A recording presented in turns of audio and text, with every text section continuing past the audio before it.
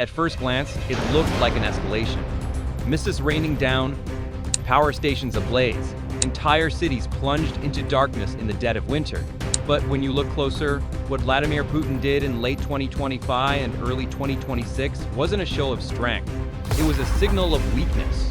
Because when a war that was supposed to be quick and decisive drags into its fourth year and battlefield gains stall, leaders stop making confident moves. They make desperate ones. And Putin's latest move proves exactly that. By late 2025, Russia's war effort in Ukraine had hit a familiar wall. Frontline positions had largely frozen. Major breakthroughs were absent. Casualties continued to mount with little to show for them. Despite repeated offensives, Russian forces failed to achieve decisive territorial gains. Ukrainian defenses, reinforced by Western intelligence, drones, and precision weapons, held firm. Experts began using the term strategic stagnation, a costly war with neither side able to deliver a knockout blow. For the Kremlin, this posed a serious problem. Wars are not only fought on battlefields, they are fought in perception. Prolonged stalemates weaken domestic morale, strain resources, and raise uncomfortable questions at home and abroad. That's when Putin made his move. Instead of focusing on tactical military gains at the front, Russia dramatically escalated attacks on Ukrainian civilian infrastructure, especially energy systems, power grids and substations, heating and gas distribution systems, electricity generation facilities. Russian strikes left cities like Kharkiv with up to 80% of the city without power amid freezing temperatures, according to recent reporting. Meanwhile, multiple strikes across regions forced Odessa to rely on backup power systems, as essential infrastructure came under sustained bombardment. This was no accident. It was a deliberate winter campaign targeting civilian resilience. What is the Russian strategy behind this?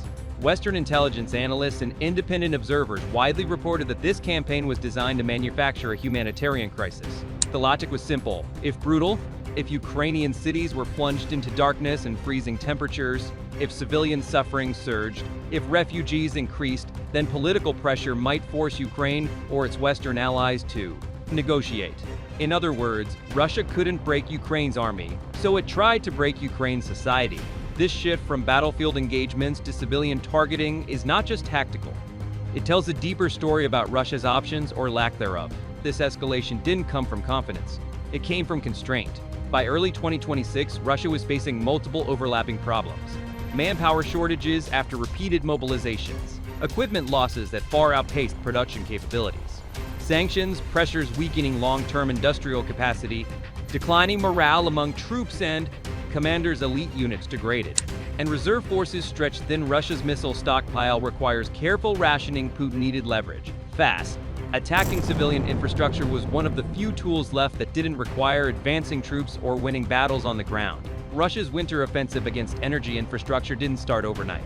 According to Ukrainian officials and independent analysis, this has been a consistent tactic through 2023 to 2045, with Russia launching more than 30 mass strikes on Ukraine's energy system over the course of 3 years.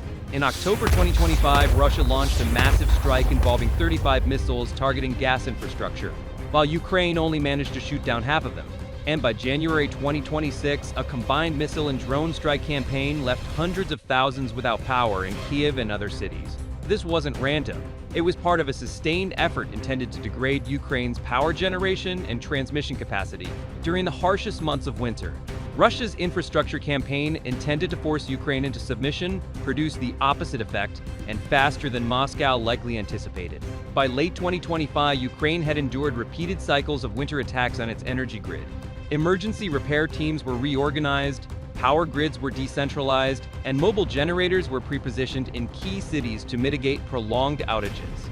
For example, a wave of Russian missile and drone strikes in January 2026 left an estimated 1.2 million properties without power across Ukraine's capital region and other areas. But extensive restoration efforts meant many households had power or heat restored within days rather than weeks. Ukrainian authorities also reported that although tens of thousands of households remained without power temporarily, repair crews operated continuously even as temperatures dropped below freezing.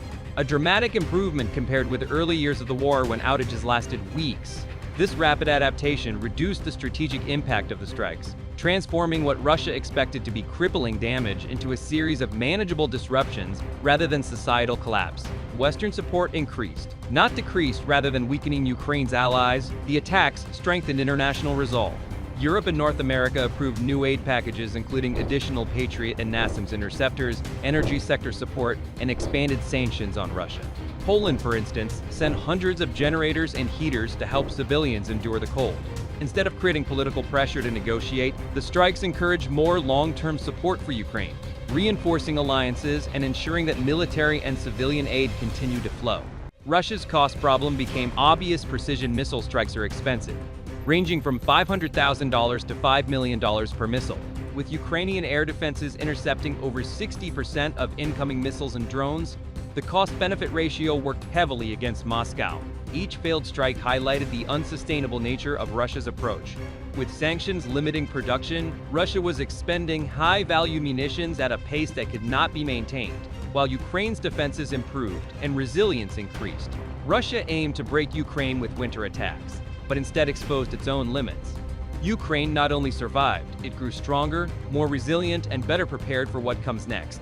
This pattern is not new in military history. When armies fail to achieve decisive results on the battlefield, they often turn to civilian infrastructure as leverage. Russia's escalation mirrors that pattern. Instead of shaping the battlefield by breaking enemy forces, Moscow attempted to shape political pressure through civilian suffering, a strategy that rarely succeeds and often backfires. Perhaps the most damaging consequence of this winter campaign is strategic. Each failed escalation reduced Russia's future flexibility. Escalation without results weakens deterrence, erodes credibility, and limits strategic surprise. By early 2026, analysts increasingly described Russia as reacting to events rather than controlling them, a dangerous position in any prolonged conflict. Putin's move was meant to look decisive, but decisive actions change outcomes. This one didn't. It revealed a leadership under pressure, a military constrained by reality, and a strategy defined more by frustration than control. There's no denying the human cost. Millions of civilians faced power outages during brutally cold weather. Life support facilities and crucial infrastructure were pushed onto backup generators. But instead of breaking Ukrainian morale, the attacks reinforced a sense of collective resistance. Local governments adapted quickly. Volunteers stepped in. Emergency systems improved. And perhaps most importantly, Ukrainian society had internalized the painful truth. This war would not end through comfort. Putin's strategy relied on the assumption that civilian suffering would force political collapse. Instead, it strengthened national resolve. From a strategic perspective, the campaign achieved none of its core objectives. Ukraine did not capitulate, Western support did not collapse. Frontline conditions did not improve for Russia. What it did achieve was something far more damaging for Moscow. It confirmed to the world that Russia had run out of viable options. And when powerful states run out of options, they start making loud, destructive, and ultimately ineffective moves. Putin's late 25 and early 2026 escalation was meant to intimidate, pressure, and force concessions. Instead, it revealed vulnerability. It showed a leadership struggling to break a stalemate, a military searching for leverage, and a strategy increasingly defined by reaction rather than control. This wasn't a power play. It was a desperate move. And it backfired, fast. What do you think? Was this escalation inevitable, or did it mark the moment Russia's strategy truly ran out of options? Drop your thoughts in the comments below. I read them all. If you want more fact-based, no-hype breakdowns that go beyond headlines and explain how modern wars are actually fought, make sure to subscribe, stay informed, and join the conversation.